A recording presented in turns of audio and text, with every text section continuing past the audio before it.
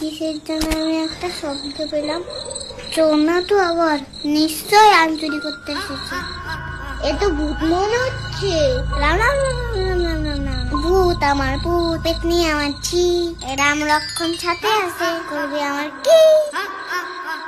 এই গলাটা কেমন চেনা চেনা লাগছে কেন? এ বাবা, নাম দিবি না? ও তুই, এই তো আসার সময় হলো। কটা বাজে এখন?